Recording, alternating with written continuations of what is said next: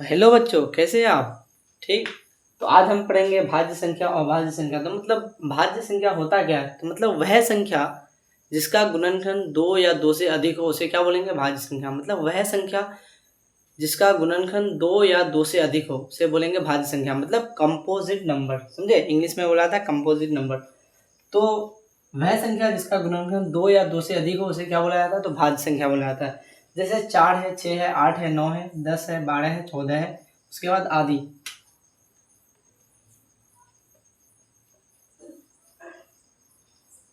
जैसे ये 4 है तो 4 का गुणनखंड कितना होगा? जैसे ये 1 से चलेगा, उसके बाद ये खुद से भी चलेगा और ये 2 से भी चलेगा, समझे? और ये 6 है तो 6 1 से भी चलेगा, 2 से भी चलेगा, 3 से भी चलेगा और ये खुद से भी चलेगा, समझे? तो देख रहे हो, मतलब 2 से ज्यादा गुणनखंड आ रहा है सबका।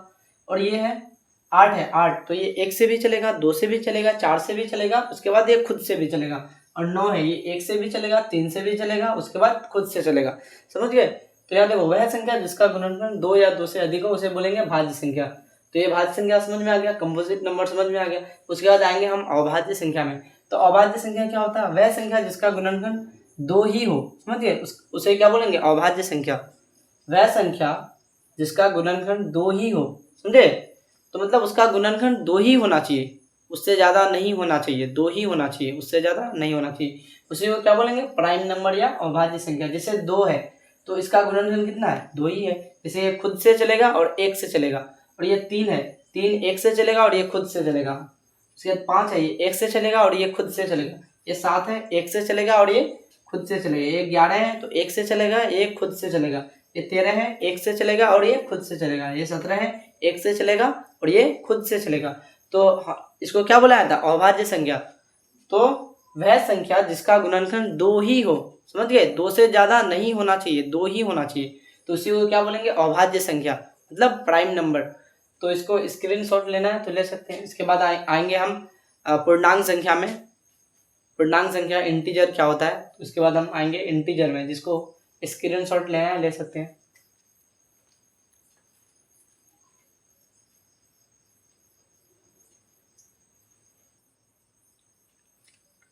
तो इसके बाद हम आएंगे भाज्य और अभाज्य संख्या के बाद पूर्णांक संख्या। तो पूर्णांक संख्या होता क्या है?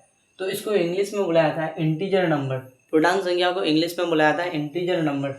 तो ये इंटीजर नंबर होता है क्या है? मतलब धनात्मक संख्या और ऋणात्मक संख्याओं के समूह को, समझे, पूर्णांक संख्या कहते हैं। मतलब धनात्मक संख्या होना चाहिए और ऋणात्मक संख्या होना चाहिए, दोनों के समूह होना चाहिए, समझे? दोनों का समूह होगा, उसी को क्या बोलेंगे? तो उसी को बोलेंगे पूर्णांक संख्या। धनात्मक संख्या होना चाहिए, धनात्मक मतलब प्लस वाला, और ऋणात्मक मतलब माइनस वाला, दोनों का झुंड होना चाहिए, समूह होना चाहिए, समझिए, समूह और झुंड। तो धनात्मक संख्या और ऋणात्मक संख्याओं के समूह को पूर्णांक संख्या बोला जाता है। जैसे यहाँ है तो ये 0, समझे? 0 मतलब ये ना तो माइनस में होगा ना तो प्लस में होगा, ये बीच में रहेगा। तो इधर जाएंगे तो इधर माइनस, समझ गए? और इधर आएंगे तो प्लस। इधर माइनस में है, जैसे -1, -2, -3, -4। इधर आएंगे 1 2 3 4, इधर प्लस इधर माइनस, मतलब इधर धनात्मक संख्या इधर ऋणात्मक संख्या। तो पूर्णांक होता है क्या? तो धनात्मक संख्या और ऋणात्मक संख्याओं के समूह को पूर्णांक संख्या बोला जाता है।